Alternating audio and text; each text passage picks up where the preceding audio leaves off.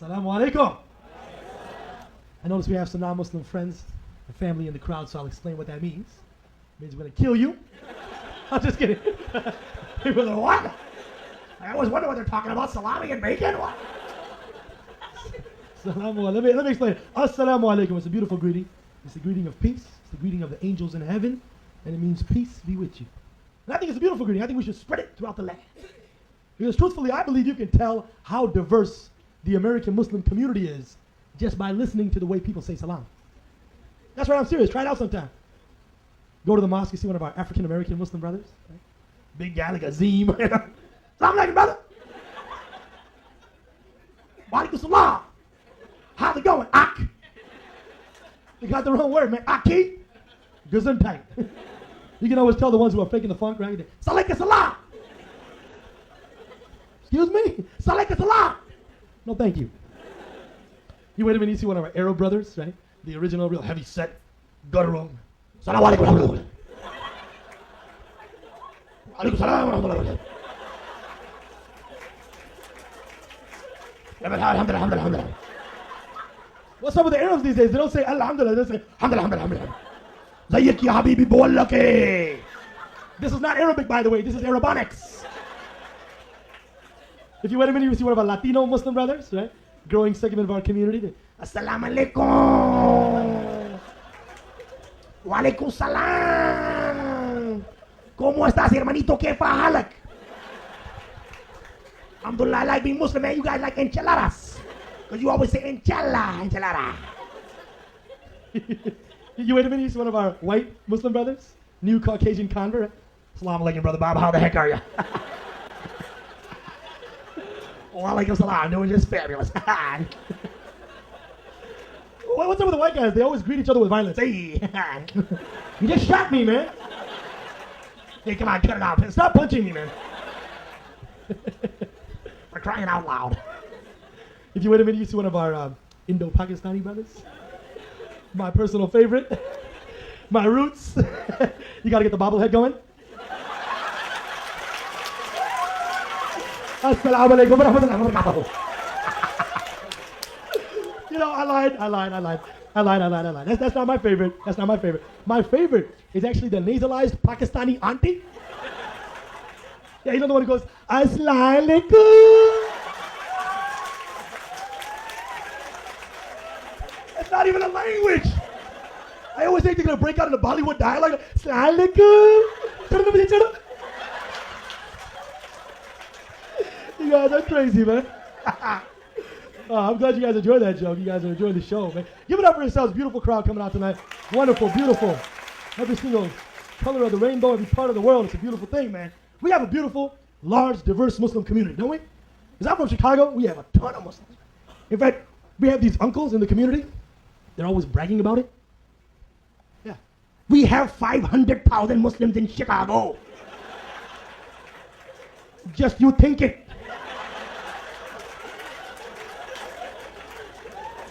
We are having 7 million Muslims in America. Can you imagine? Arey bhai, we are having 1.2 billion Muslims in the whole entire world. As if he had something to do with it. Always exaggerating and bragging, right? When I first came to this country, we used to pray Jummah namaz inside of a closet. Community is growing. But the thing is, he's bragging to his friends at work. Can you believe it, Bob? 7 million Muslims in America.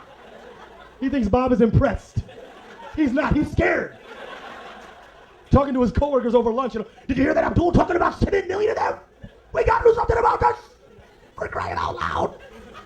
We're crying out loud. That's a real white expression, isn't it? We're crying out loud. You never hear a black guy say, yo, we're crying out loud, man. You ever lose your patience with a white guy?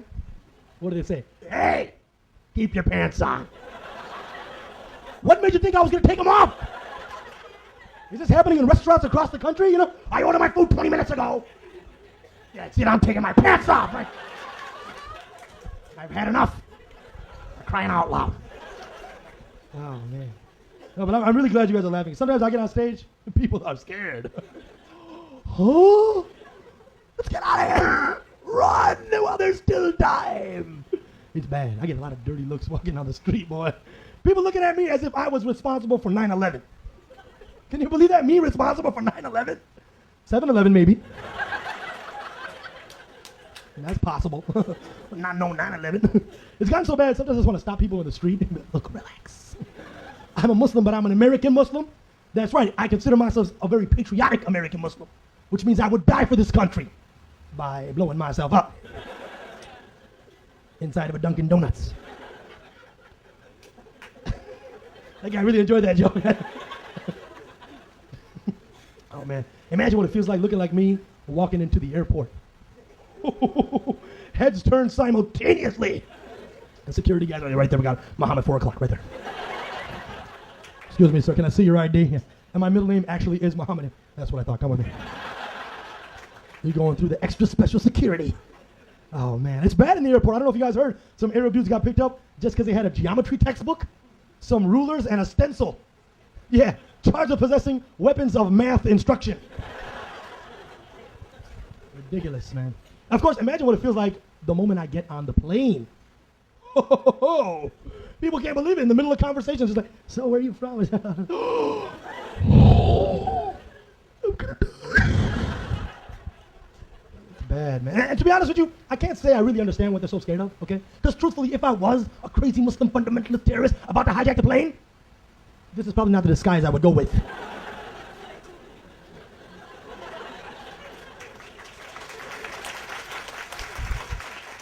Doesn't exactly.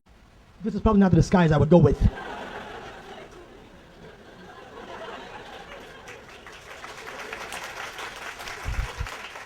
Doesn't exactly keep me under the radar. No, but it's true, man. Of course, everybody's real nice to me once the plane safely lands. Right? They're just looking over, smiling, like.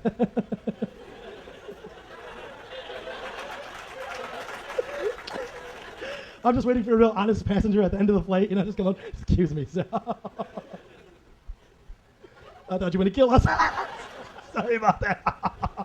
Remember when you got up to go to the bathroom? I was going to stab you. We're crying out loud.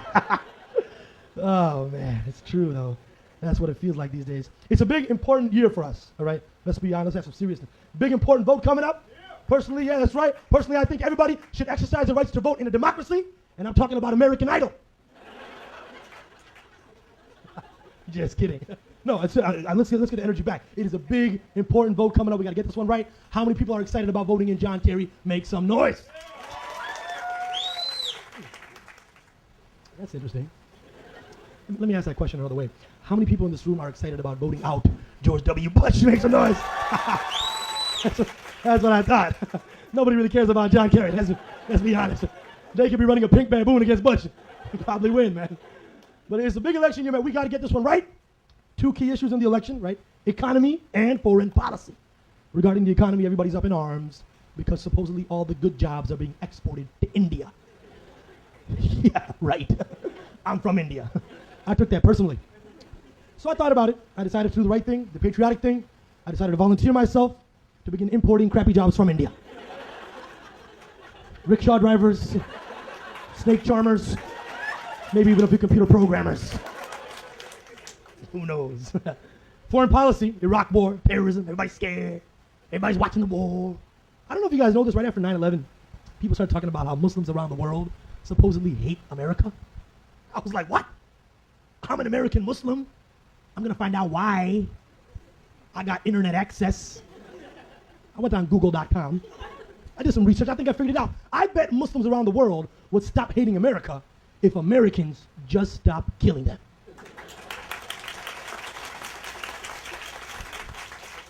I don't know for sure. It's just a theory. But somebody's going to tell the White House. Haven't figured it out yet. I mean, think about it. This is got to be a very awkward conversation. If you're the leader of some Arab nation, you're like, yes, hello, Mr. Bush. Ahlan wa sahlan. كيف الحال يا جورجي? Listen, I want to talk to you. بس I want to tell you, we love America. We love everything about you. We love to watch your Hollywood movie. #1 show in Middle East is Baywatch. No, really, it is. We love to drink your Coca-Cola and your Pepsi and eat your McDonald's Big Mac. We love to drive your big SUV, especially the Hummer. But يعني we have one little problem. Stop killing us. Hello? Mr. Bush? Yeah, Georgie? He hung up. Let's burn some flags. That's all they ever do, man. Burn a flag, have a riot. Which I don't even understand, because Muslim countries just got to turn around and remanufacture them anyway. Chinese Muslims. Ridiculous, man. Man, it makes me sad. We're not a very politically active community. We're not a politically organized community. That makes me sad. Because this is in spite of the fact that we have conference after conference after conference about what? Muslim participation in the political process. Always that one guy at the conference, real passionate. We need more Muslim politicians. We need more Muslims in the media. Arey bhai, we need more Muslim policy makers. What about you, uncle? You have 3 sons. What do? MashaAllah, they're all doctors.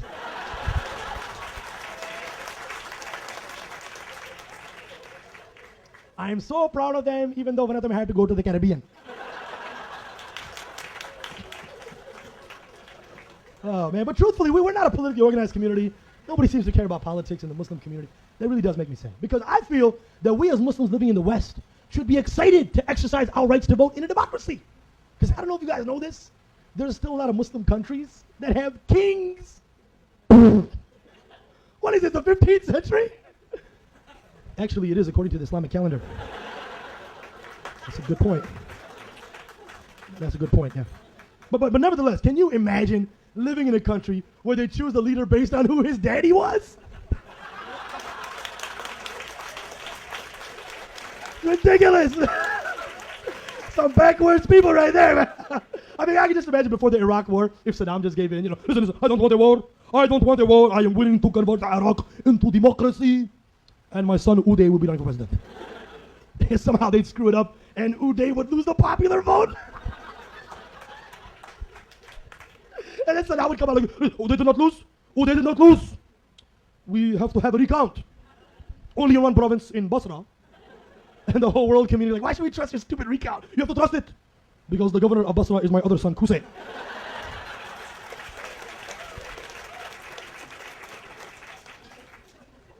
Oh, man. We have to deal with all these things these days, man. The community is growing. It's a big community. Part of the reason is because people keep converting to Islam. Give it up for the converts, ladies and gentlemen.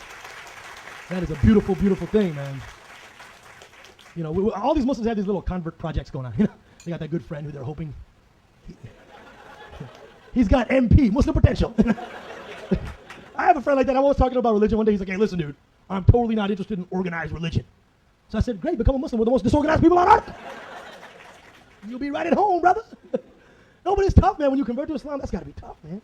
You think about it, right? Your whole life changes. Everything about it. I heard of a brother a couple months in who was like, man, you sure this thing is called Islam? Can't drink? Can't be with girls? I can't even eat a ham sandwich? Should be called Azhar, bro. Hey, thank you guys very much. My name is Azhar Usman.